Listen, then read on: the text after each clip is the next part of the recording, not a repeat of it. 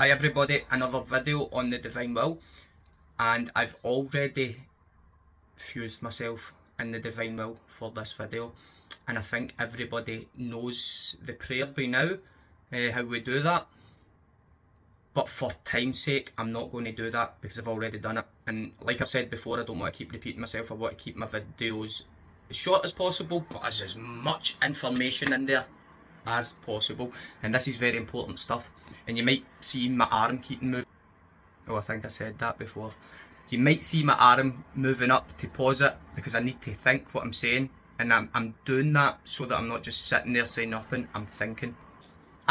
So the passage I'm referring to, well, side note, it will speak about all this stuff throughout the volumes, but the specific passage I'm referring to is from volume 29, and it's the date October 4th, 1931. It's a long passage, but there's so much information in it, I wanted to make a wee video in it.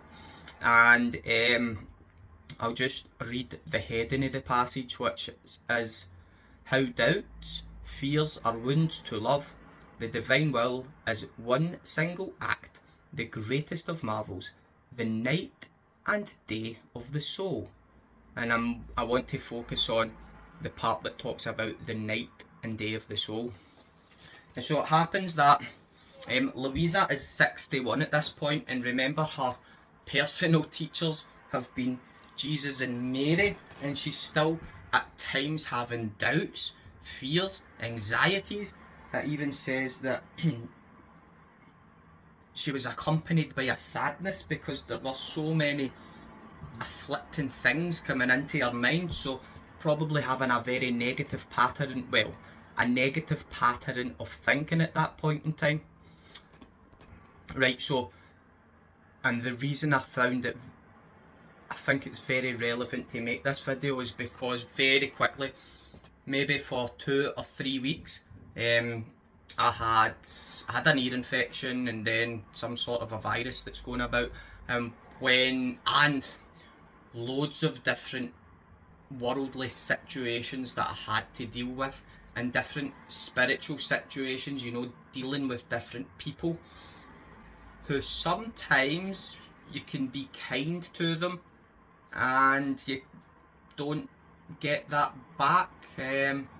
So loads of different situations, right?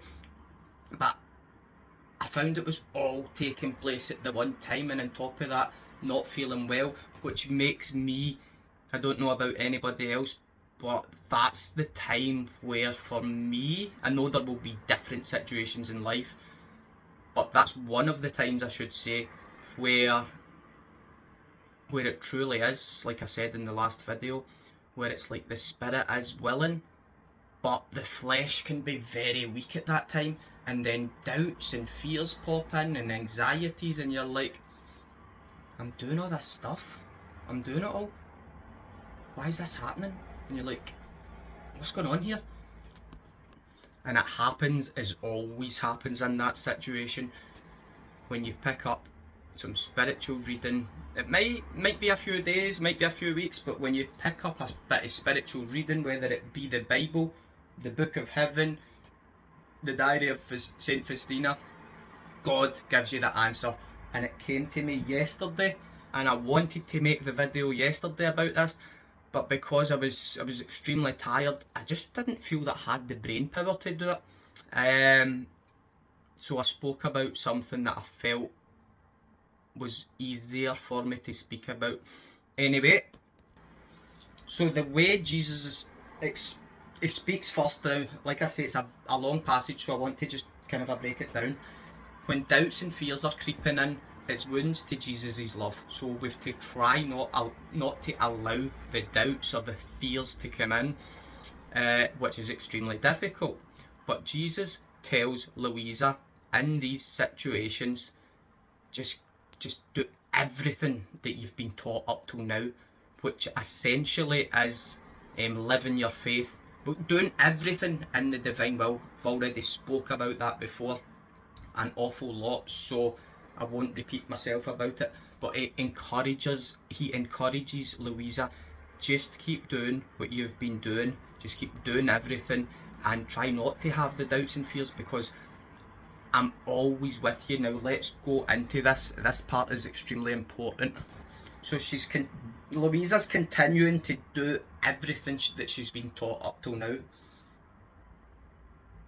But it says that it was accompanied by a sadness, and there were so many afflicting things that were coming into her mind, and that's what I felt happening.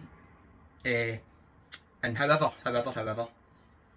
Jesus describes this as the night of the soul, and he describes the night of the soul as the privation of him.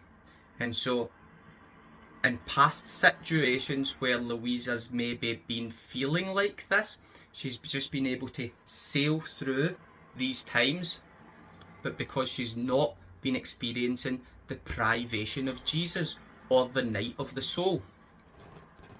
But on this particular occasion, it's more difficult for her because she's experiencing that privation. However, Jesus reassures her, explaining to her that he never leaves any single one of us.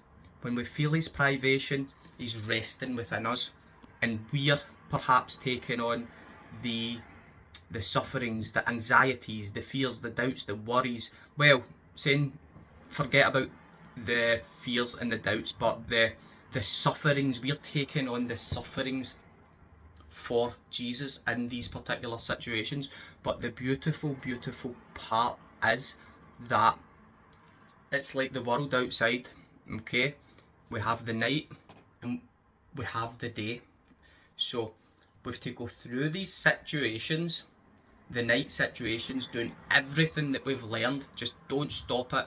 Don't try our best not to allow fears or doubts or worries to creep in, because Jesus is always with us. And the beautiful part is that at the end of the night, the sun begins to rise and it becomes brighter, hotter, more colourful, until the sun of his will rises once again within us.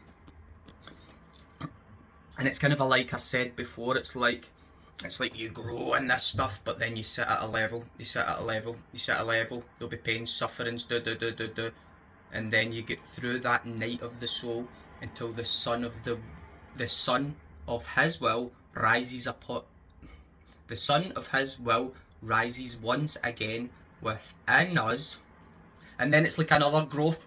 So we have to go through these nights of the soul to grow spiritually. And isn't it interesting that, I don't know, it was recently, but within the past maybe 5 years or something, maybe a bit longer, that there was a book released by the Vatican it's about Luisa Piccarreta, called The Sun of My Will. Now, to finish off and head towards the end of this, is that it took me about 1 year, 1 full year, to wrap my head around what is the Son of His will? What is the Son of His will? Now, I don't think that's a great... Maybe, if you watch other videos leading up to this and then you get this, it's took a while for me to wrap my head around what's the Son of His will? What does that mean? What does that mean? And the Son of His will, I believe, is us being completely united to Jesus in His divine will. Doesn't mean we're in degree number 4, but we're where we should be, and there's no longer a privation of Jesus. So it's like coming through any sufferings and struggles to be united more strongly in His divine will to Him. And to finish off, I can't remember if I said this in one of the videos at the very start, but there's a man who who studied many doctorate degree, many, I don't know, maybe 3 or something, but many years of studying, okay, with all these big folders and all this information, for like, I think it was 12 or 14 years, all this theological stuff. And he said, see all that stuff that he done in that time, see if you can wrap your head around this and take in the message that it's telling you. That stuff is nothing. This surpasses it all. And oh yeah, I don't need to pause it there.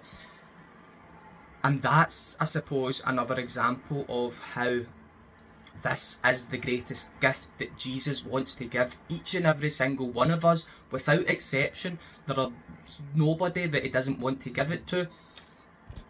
And finally, and nobody's more special or more important than anybody else because of what they've learned or anything like that. Because Jesus tells us that he loves one soul just as much as he loves all souls together. So it's for everybody. And with that, I think we'll finish there. That's the information that I wanted to speak about. Yeah. God bless. Have a good day in the divine will. Amen.